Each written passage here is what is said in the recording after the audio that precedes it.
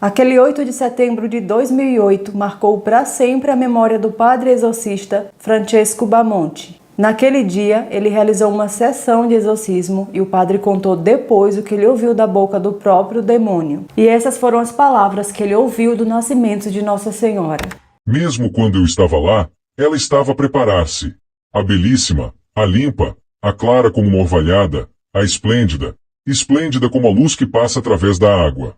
Ela é santa pela Conceição Imaculada. Por que me faz maldito? Tu não sabes o que me espera. Ela é cheia de luz. Quando nasceu, o mundo fechou-se num instante.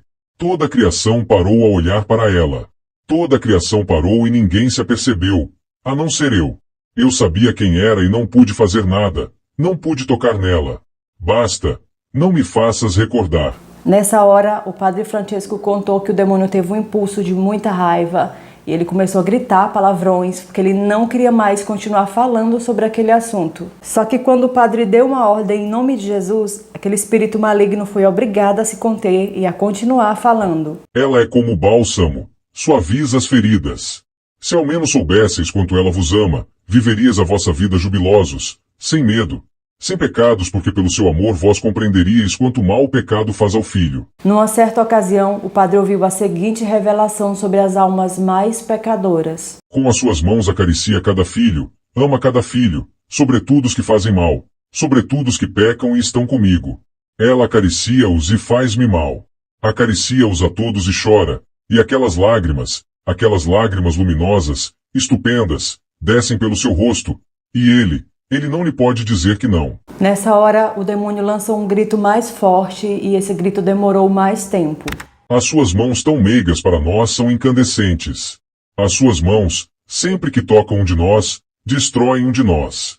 Se tu soubesses o que custa dizer o que eu digo. Quando perguntado sobre a intercessão de Nossa Senhora, foi isso que o demônio respondeu. Ela vem logo que a chamas. Que mamãe não faria outro tanto? Como uma mãe quando o filhinho chama corre. Aquele manto azul faz-me mal.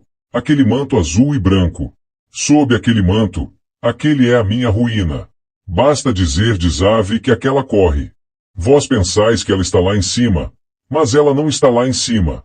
Ela está perto. E quando morrerdes, ela está lá. Ela está lá e espera um pensamento vosso, uma palpitação do vosso coração para o bem. Ela espera por vós com o coração aberto de mãe. Tu sabes o que é uma mãe?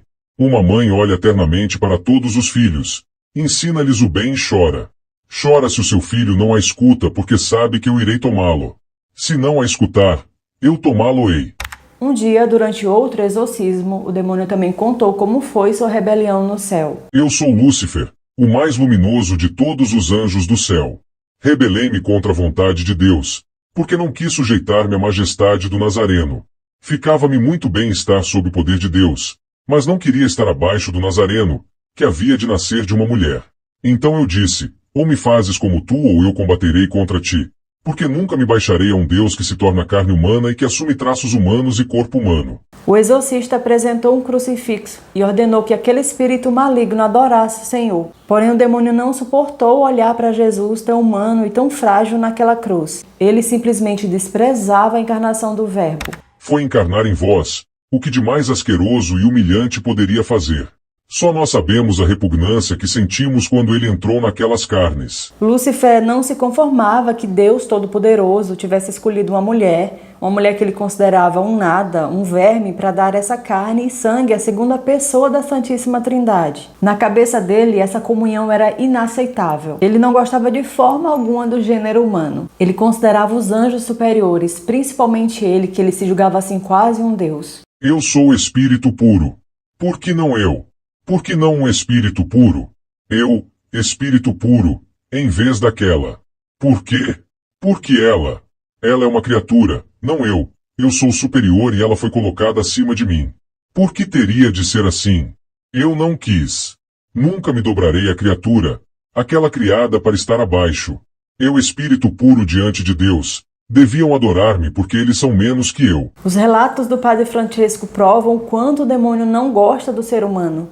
E por isso ele se rebela contra Jesus simplesmente porque o Senhor assumiu a nossa natureza. Ele não se conforma que um ser superior desça, entre aspas, tão baixo. E olhando para essa megalomania do demônio, a gente pode imaginar como as almas sofrem no inferno, como essas almas sofrem no poder das mãos dele. E é certo dizer que a principal fonte dessa repulsa dele é justamente a Imaculada Conceição. E sobre esse título, olha só o que o demônio falou. Não suporto que ela esteja ao lado dele acima de mim. Eu era o anjo mais belo, o anjo por excelência. Quanta audácia! Conceber sem pecado um de vós. A Imaculada é a maior afronta do teu Deus. Fazer com que um de vós nasça sem aquele pecado que nós tínhamos criado é uma afronta insuportável.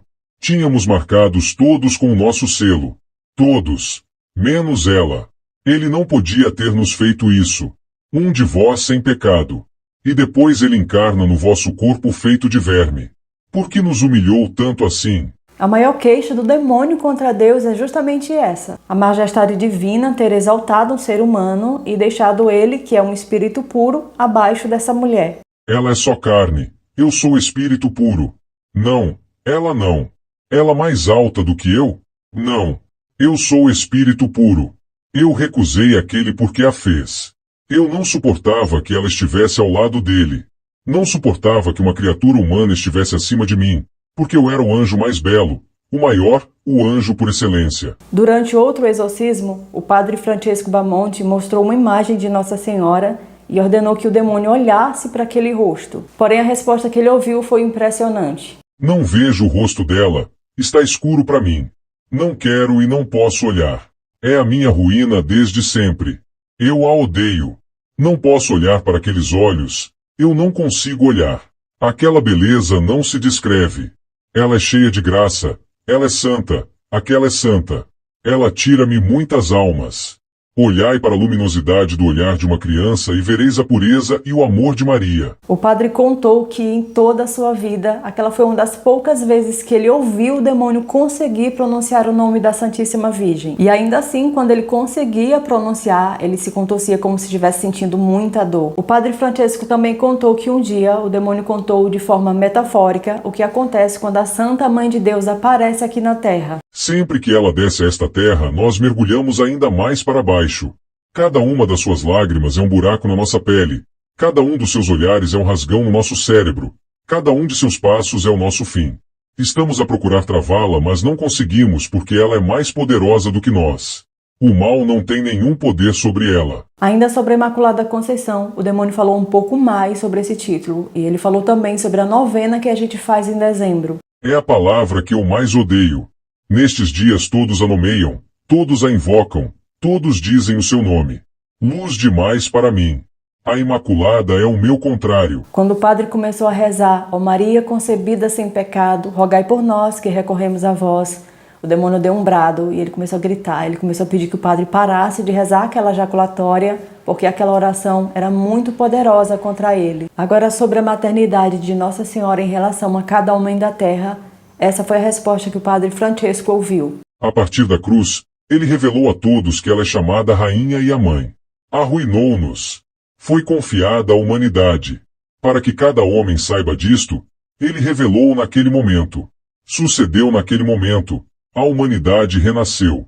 Mas que sabe disso a humanidade? Renasceu no seio daquela, mas não sabe. Filhos dela. Sabes o que é que isso quer dizer? Que os homens foram confiados. E sabes por quem? Tu e todos os outros. Por aquele na cruz. E então ela se tornou uma mãe. Num determinado exorcismo, o demônio revelou como ele tenta acabar com a fé da pessoa que ele possui. Ele revelou que ele tenta fazer com que aquela pessoa despreze Nossa Senhora, que esse é um dos principais pontos que ele ataca quando ele quer perder uma alma. Ele incute no coração da pessoa a rebeldia que tem no coração dele. E então essa alma começa a cair no seu antigo pecado, isso é, na soberba e na autossuficiência. Só que quando a pessoa é muito piedosa e ela também é muito devota de Nossa Senhora, conseguir arrancar isso é impossível. E acaba que se torna uma tortura ficar dentro dela. A culpa é toda dessa mulher. É tudo culpa da sua mãe. Por isso eu tinha ensinado a esta coisinha a odiá-la, mas ela conseguiu superar isso. Ela ora sempre, não se cala um momento, e nós somos chicoteados pelas suas orações. Vós não sabeis ou talvez até o saibais, mas não acreditais ou não tendes fé suficiente. É o coração imaculado de Maria que salvará o mundo inteiro. Só o seu coração imaculado. Sobre o terço, toda vez que o padre rezava ou ele segurava no terço, o demônio fazia comentários. E nesse caso específico, ele cita até o Padre Pio. É uma coisa que eu não suporto. Eu não suporto. Aquele estúpido velho apelidara o bem. Tinha-lhe dado o nome certo. Chamava-lhe arma. Porque é verdadeiramente arma.